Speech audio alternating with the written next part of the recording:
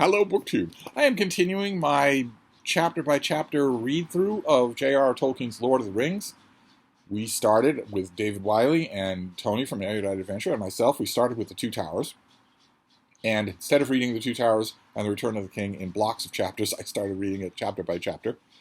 And then we got to the end of Return of the King, which is the end of The Lord of the Rings. And the chapter-by-chapter part is going to have to stop now because the rest of the book, the 100 pages that follow the end, are the appendices, and they aren't done in chapters. They aren't narrative prose for the most part. Instead, they're lettered, Appendix A, B, C, D, E, L, and they vary in length, and they vary also in substance and content in anything that we could talk about. And I made a video yesterday talking about the appendices in general, just what they are. It's a little bit odd to find 100 pages of appendices at the back of a work of fiction. So I wanted to talk a little about them yesterday in terms of what they are. I've heard from quite a few of you, both in comments on that video and in emails. I leave my email on every video. You are absolutely encouraged to email me at any time about whatever's on your pretty little mind. Just as long as you understand that although I'm online, 20 hours a day, that's work. That's where I work as well. So you might not get an immediate answer. You can goose the odds in your favor. Definitely, you can goose the odds in your favor. For instance, if your email does not contain a bald order. I think it goes without saying, but it doesn't.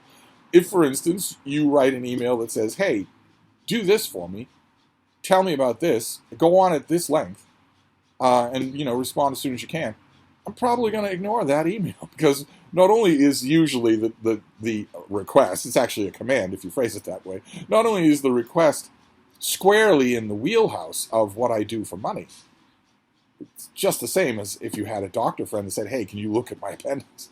But also, it's a command. I am not commanded anymore, except there's only one living thing on earth that can command me. And you're not that thing. So that's a good way to goose the odds in your favor, is to make it friendly. Try not to make it what I used to refer to in the pre-internet days as fact boy questions, something you could Wikipedia yourself in 2 seconds, that you're just asking me for instead because I guess it's easier to do.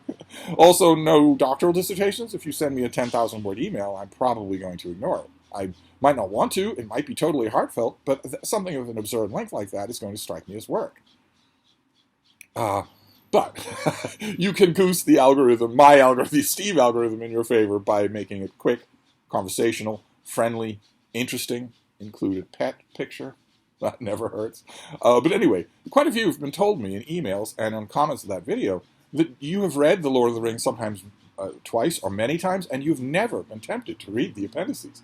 And oddly enough, even though yesterday when I was mentioning them, I said they are a failure, they represent a failure on Tolkien's part, the key elements in the appendices that meaningfully foreground the action or the nuance of the book should be in the book.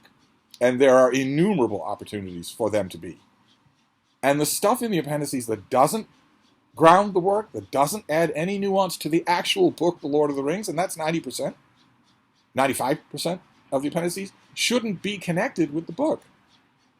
So you, as the author, okay, well, you've labored long and hard with love over all of these incredibly minute plot points and decisions and characters and backstory, but that doesn't mean they have to be in there. You have to make a decision about your book.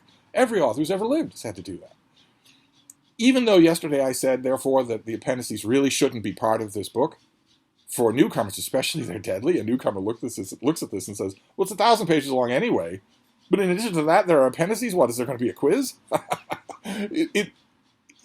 Despite the fact that I don't think the appendices should be connected with this book, they should be in a variorum edition with tons of notes on every page, done by a Tolkien scholar, Tom Shippey, or Tolkien's son, Christopher, but not in the book. Despite that fact, they are fascinating. And oddly enough, hearing so many people say that they've read this book 2, 3, 4 times and have never been tempted to read the appendices actually made me more eager to talk about them, not less. I don't know if that's just me being contrary. That would be a little odd, wouldn't it? But I want to read you. First of all, let's recap, okay, for those of you who maybe are coming to the show late. The appendices are, like I mentioned, 100 pages of ancillary material at the back of Lord of the Rings, going back 2 whole ages of Middle-earth, going into genealogies of kings, genealogies of races, peoples,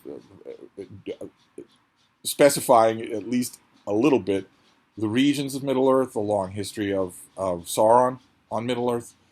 A lot of that detail is either echoed or echoed imperfectly in the Silmarillion, which is a gigantic composite book of the lore of Tolkien's Legendarium, which is where the appendices to this book should be. That's what you're getting here. So it's a completely different narrative register. In The Lord of the Rings, the book proper, you are reading a story. A humdinger of a story, one of the great stories of the 20th century. Then you have to shift gears completely for the appendices, because you're not getting that anymore. You have to shift gears to something very close to the mental frame that you have, that you need if you're going to read the Silmarillion, which is high up there on, now that I mentioned emails, on the insistent list of suggestions for me to go through chunk by chunk, segment by segment, once I finish up with Lord of the Rings, to go on to the Silmarillion.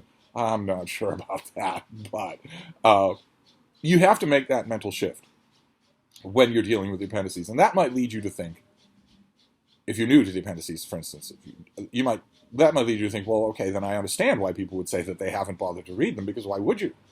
If they don't have any dramatic heft, if they don't have any muscle, any drama to pull you in as a reader, then why would I bother?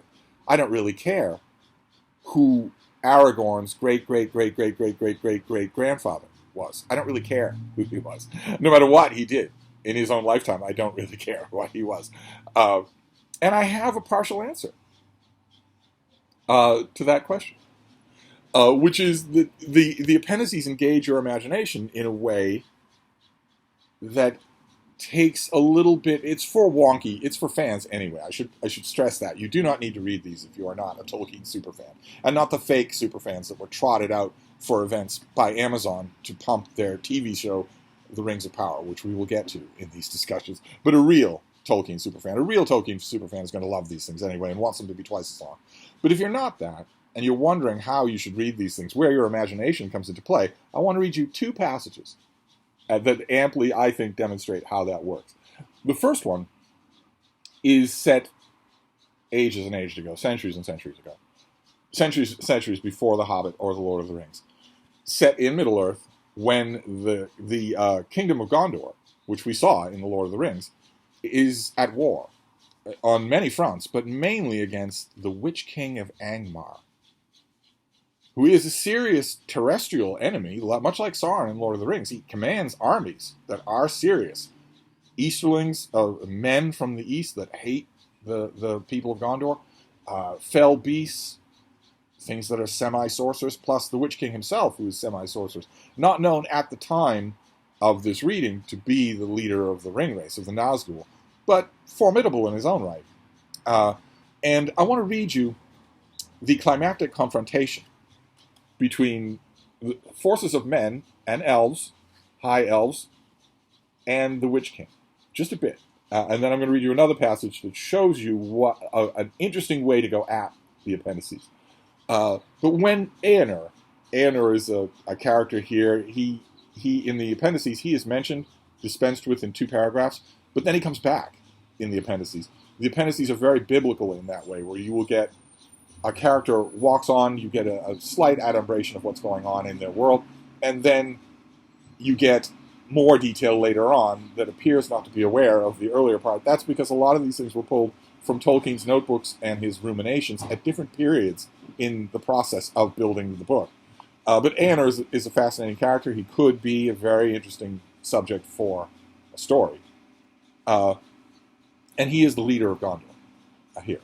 When Eänir came to the Grey Havens, there was joy and great wonder among both elves and men. So great a draught and so many were his ships that they could scarcely find harborage, though both the Harland and the Forland were filled. And from them descended an army of power, with munition and provisions for a war of great kings. Or so it seemed to the people of the north, though this was but a small sending force of the whole might of Gondor. Most of all, the horses were praised, for many of them came from the vales of Anduin, and with them were riders tall and fair, the proud princes of Rovanion. Then Círdan, who is a high elf, he's one of the equals of beings like Elrond or Galadriel, or Celeborn in The Lord of the Rings. We don't actually see him but once in The Lord of the Rings. He doesn't actually have much of a narrative presence, even in the Silmarillion. But he is a fruitful character, someone absolutely fascinating. Again, I'm not going to rant about the Rings of Power now, but we will get to it. Then Círdan summoned all who would come to him from Lindon or Arnor, and when all was ready, the host crossed the Lune and marched north to challenge the Witch King of Angmar. He was now dwelling, it is said, in Fornost, which he had filled with evil folk, usurping the house and rule of the kings.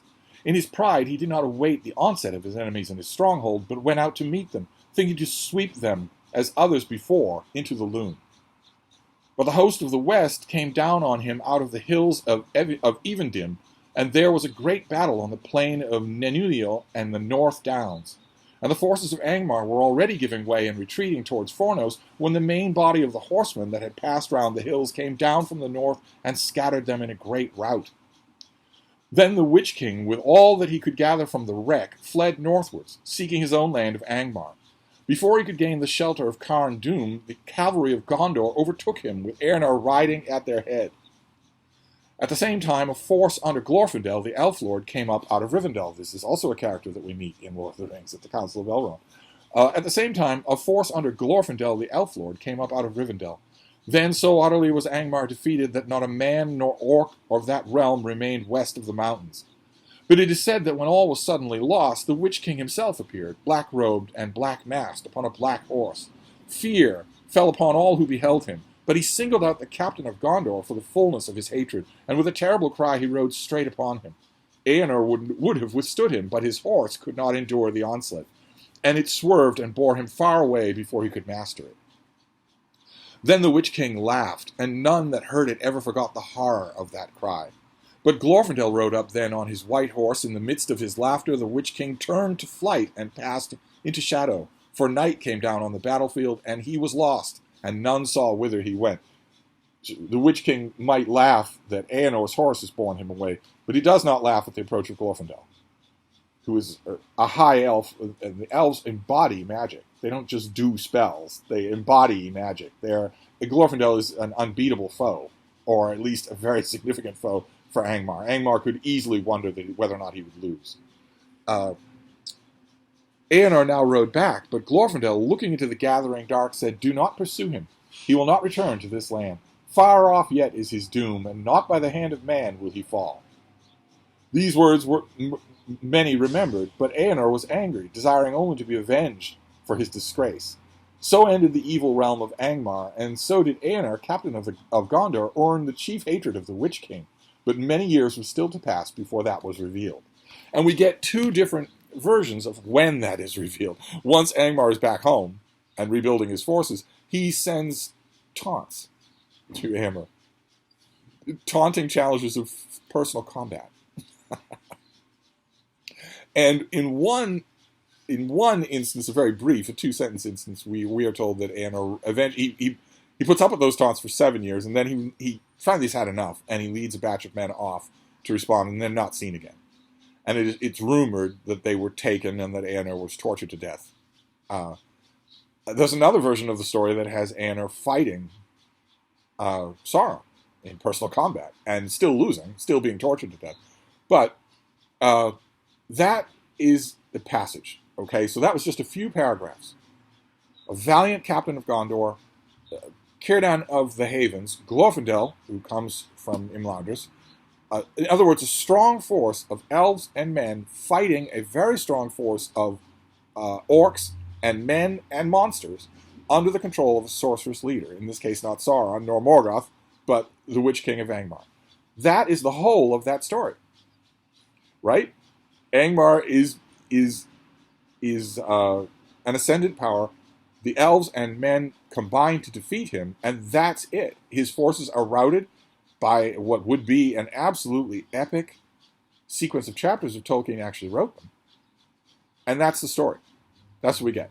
And that's in the appendix. That's in Appendix A, which is all about the lineage of men. It's all about Gondor, and we will be getting to it. We'll spend as much time in Appendix A as we need to. But I want to read you something else. Another passage that will be a little bit more familiar to you in terms of both the names, the concepts, and now that we've read that passage from the Appendices, the execution. Let's see here. In that last battle were Mithrandir and the sons of Elrond and the king of Rohan and the lords of Gondor and the heir of Isildur with the Dunedain of the north. There at the last they looked upon death and defeat, and all their valor was in vain, for Sauron was too strong. Yet in that hour was put to the proof that which Mithrandir had spoken, and help came from hands of the weak when the wise faltered. For, as many songs have since sung, it was the Perianath, the little people, dwellers in hillsides and meadows, that brought them deliverance. For Frodo the halfling, it is said, at the bidding of Mithrandir, took on himself the burden, and alone with his servant he passed through the peril and darkness, and came at last in Sauron's despite even to Mount Doom. And there into the fire where it was wrought he cast the great ring of power, and so at last it was unmade, and its evil consumed. That is from the Silmarillion. That is from the segment of the Silmarillion called Of the Rings of Power in the Third Age. And look what you have there. Let's go over that again, just to be sure. Okay? Let's go over that again. We have Mithrandir. He's only once in this entire section called Gandalf. Otherwise, he's called Mithrandir. We have Mithrandir and the sons of Elrond. We don't know their names, and from this description, we would easily get the impression that they have been heavily involved in this whole story all along. They haven't been. If you know that if you read Lord of the Rings, they show up at the very last minute. The King of Rohan. The King of Rohan is not Theoden in this passage. The King of Rohan is Éomer, not Theoden. No names are given in either case. The lords of Gondor and the heir of Isildur and the Dunedain of the north. And they looked upon death and defeat, and all their valor was in vain, for Sauron was too strong. Where is Legolas in that description? Where is Gimli? Where is the head count fight that they have that everyone who reads Lord of the Rings loves and remembers? Where is the mouth of Sauron and the parley before the black gates of Mordor? Where is the mithril shirt and the little cry of despair and the possibility that our heroes might falter in that last moment? Where is the last debate? That chapter that we read just a couple of weeks ago, where our captains in their field hash out what they're going to do and how hopeless it is. And also, Frodo the halfling's servant is not named.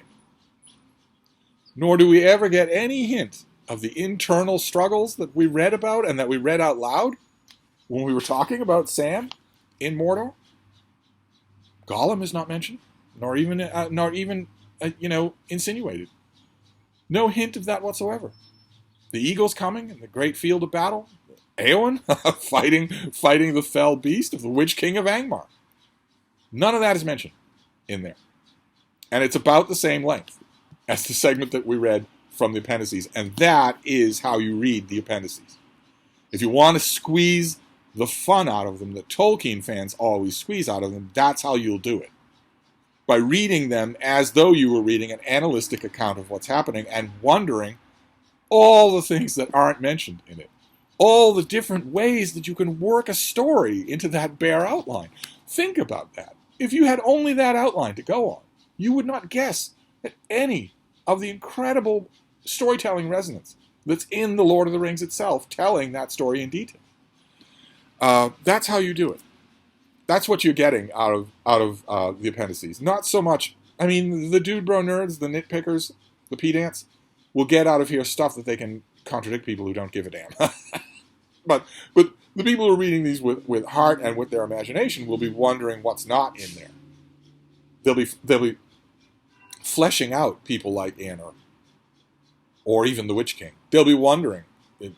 Círdan comes up with a force of elves. Does Círdan fight himself? And who are those elves? A lot of the people that are at the Grey Havens, the elves that are at the Grey Havens, are some of the last high elves still in Middle-earth. Who are they? Who comes with Glorfindel? Anybody? Does Glorfindel have any friends that he comes with? Or maybe some of them not elves? There's a whole story there. And if you had, let's say, spent $1 billion to get the rights to the Appendices of Lord of the Rings, if you wanted to tell a compelling, let's say, $1 billion TV show, that's how you'd do it. You would look at the Appendices, figure out what the main stories are to get you through 5 seasons, and then work in, well, okay, this stuff's here, so I can't move that. I can't contradict it. I can't desecrate it. But it leaves a lot of stuff out. There are a lot of details that are out. You read those two passages side by side, you see right away all the details that are left out. So if you're two, let's say, talented showrunners with tons and tons of writing credits to your history, then you would go at these appendices, you would look at them, you would break them down part by part, and you would think, okay, well, there are 5 main stories to tell here.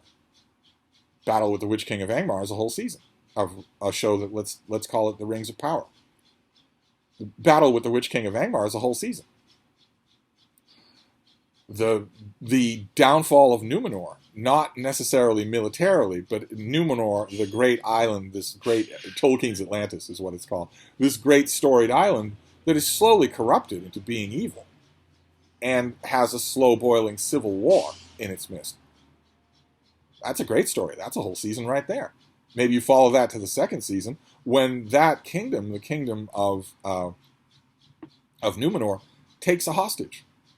A guy named Sauron, who corrupts it from the top down and eventually sends it to its doom. With fantastic special effects to end the whole thing. Not a dream sequence, but the whole thing. That's a terrific story.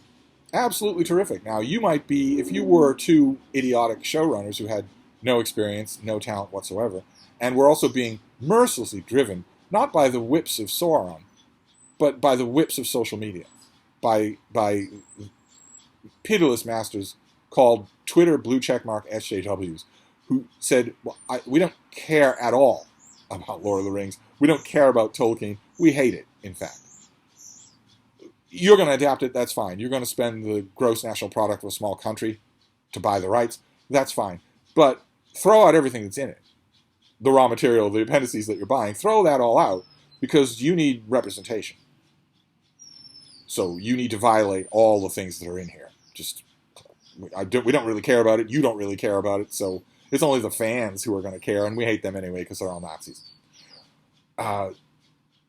If you had any integrity and a little bit of ingenuity, and you were those showrunners, you would hear that and say, "No, that's not necessary at all. We see how we can honor every single canonical bit of the appendices and still add all the diversity you could possibly want." It's absolutely fine. We do not need to violate this material in order to come up with a gigantic story. Think of the gigantic story. Those 4 paragraphs covered. The Rings of Power, needless to say, does not do that. But that is the way that you read these things. That's, in case any of you are wondering, what could possibly be the appeal of these appendices, that is the appeal for Tolkien fans. They're reading it much as I did. The first time I read these appendices, I was daydreaming about them for months. About all the things that aren't in them that could be in them. All the things that aren't said in them that could be added to them in just the way as of the Rings of Power in the Third Age. So that's another overview look at the appendices. I won't be doing too much of that reading between the lines because it's anybody's game. You can do it yourself. I won't be violating anything, at least. But then again, I didn't pay $1 billion to violate the appendices of Lord of the Rings, so I'm in the clear. So next time we're going to get into the specifics of Appendix A just a bit. I promise not to overdo this too much. We will get into the specifics of Appendix A just a bit before we move on. So that'll be next time. I will see you then. Thank you, BookTube.